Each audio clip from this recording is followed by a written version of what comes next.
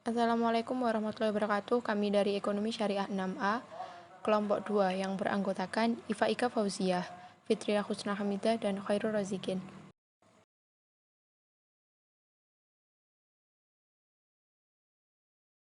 Di sini kami akan mempresentasikan mata kuliah Analisis Perilaku Konsumen, dosen pengampu Bapak M. Wiji Purnomo SE, dengan materi kegunaan dan nilai suatu barang atau jasa.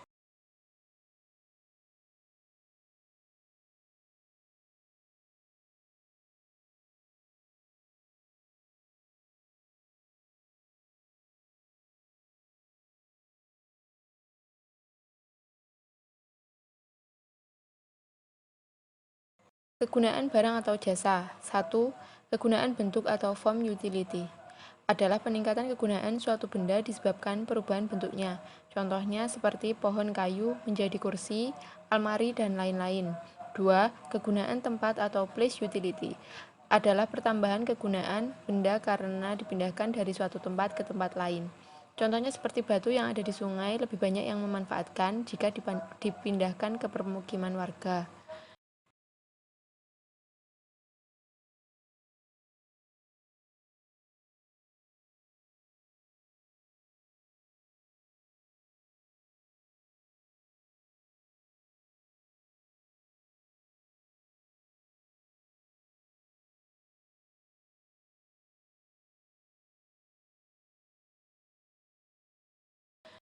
Tiga, kegunaan waktu atau time utility adalah kegunaan benda baru terasa jika telah ada pemiliknya atau dipakai pada waktu yang tepat dan sesuai manfaat. Contohnya seperti petasan yang lebih banyak terjual menuju hari raya. Kegunaan pelayanan atau service utility adalah suatu barang atau jasa akan mempunyai kegunaan apabila dapat memberi pelayanan pada pemiliknya. Contohnya seperti televisi untuk menyiarkan berita.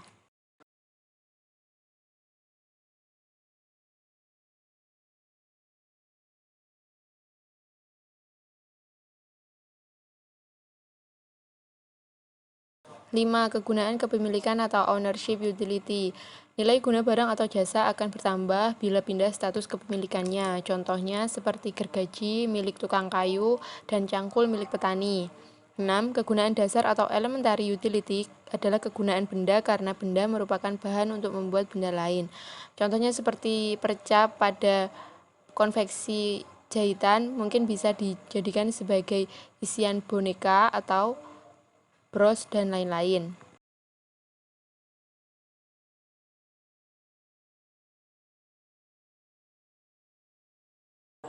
Nilai barang atau jasa dibedakan menjadi dua, yaitu nilai tukar dan nilai pakai.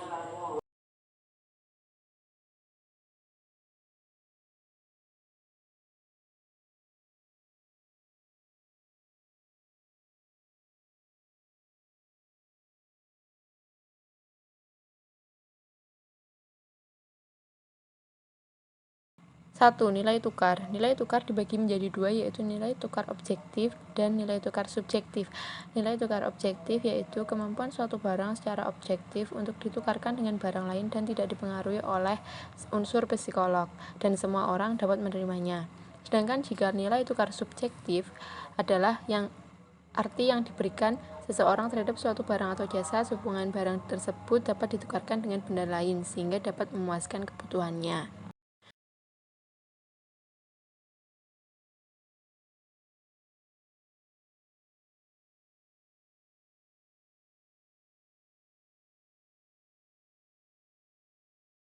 Jenis-jenis teori nilai objektif. 1. Teori nilai biaya produksi dari Adam Smith. 2. Teori nilai biaya produksi tenaga kerja dari David Ricardo. 3. Teori nilai lebih dari Karl Marx. 4. Teori reproduksi dari Carey. 5. Teori nilai pasar dari Hume and Locke.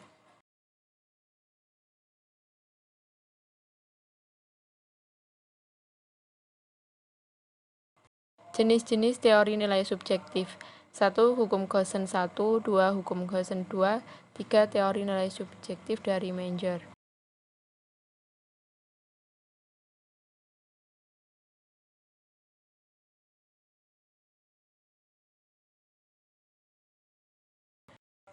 Nilai tukar Tinggi rendahnya nilai tukar dipengaruhi oleh 1. Kegunaan dari barang tersebut, 2. Jumlah barang yang tersedia, dan 3. Jumlah uang yang beredar.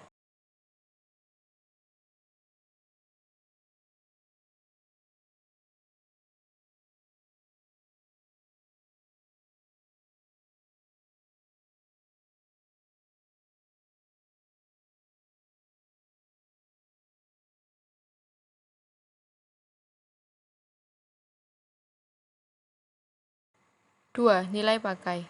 Nilai pakai dibagi menjadi dua, yaitu nilai pakai objektif dan nilai pakai subjektif. Nilai pakai objektif adalah kemampuan dari suatu barang untuk memenuhi kebutuhan banyak orang. Sedangkan nilai pakai subjektif adalah kemampuan barang atau jasa untuk memenuhi kebutuhan pemakainya.